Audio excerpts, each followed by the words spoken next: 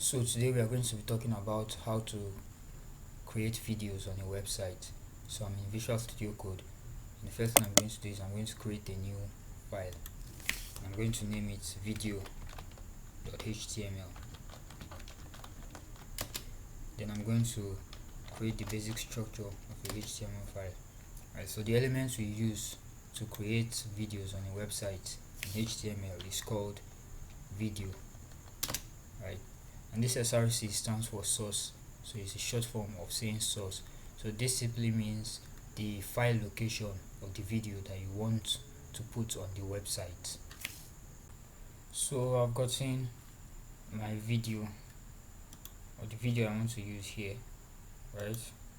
So I just have to put the name because it's in the same folder as my HTML file, so I don't have to put the path. I just have to put the name because they are in the same folder, right? So when I save this, then I run it in the browser, let's see what happens. So we can see the video, right, but nothing is happening. I did the video but nothing is happening, right? So let's make this video to work. So I think the attributes that we use is called control. This is right here, controls. Let me save it and then refresh. Now you can see the controls. So what this attribute does is it gives the videos some features, right?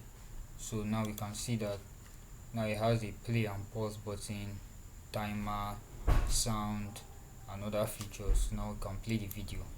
Understand? Hi guys, background position. Right.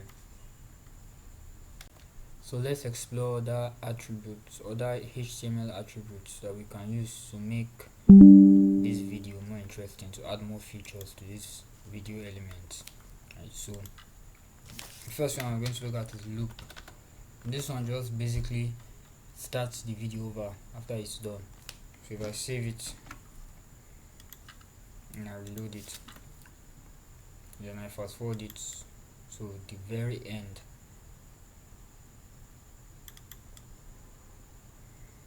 right, and I play it, you see that it starts all over by itself.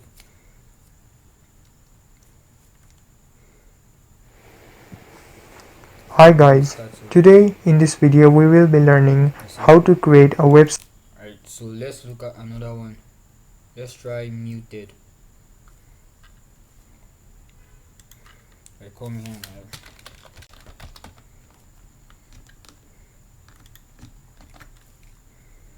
and I see what happens. I see that the video automatically is mute without me having to do anything. So if I play, let me try it again. If I play it, and then I reload it again, so it comes back to being muted. Button inside Play button. it again, comes back to being muted. So that's what that attribute does. So let's look at another very interesting attribute. The name is poster, and it's used to create thumbnails for videos, like cover images for videos, like the ones you see on YouTube. So you just put the file part of the image that you want to use as the thumbnail here, right? And you can see I already have my image. I also have it here. So let me just make it bigger. You can see I have my image. So this image I want to use. So I go here and I start typing the name of the image. I can see it, although the name of the image is long, so I'll just put it on another line. Then I mistakenly deleted the controls attribute, so I'm going to put it back to make everything work well.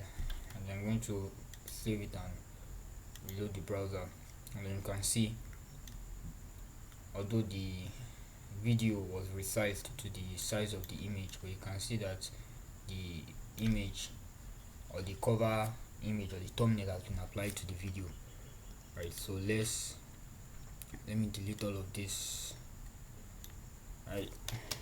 Another attribute, or not really an attribute, but another feature of the video element that we can put is the timer. So it sets the time for when you want to start the video. So how you do it, we are still inside this src attribute. You put hash t and then equals to the time you want the video to start. So I'm going to start with 30 seconds. I'm going to save it. I'm going to reload the browser, and then you can see 30 seconds here. Website color of white. And I reload the browser, as you can see it starts at 30 seconds again. So what I'm going to do is I'm going to give it 60 seconds. Now I'm going to reload it, and you can see 1 minute, because 1 minute is 60 seconds.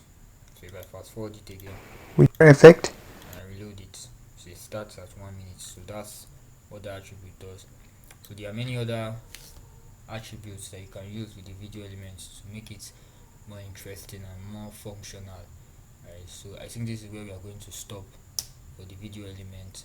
So you can, if you are curious, you can browse out some more attributes you can use with the video elements, because video is a very important element in a website, and it's very important to know how to use it efficiently and manage it, and also know how to manipulate it.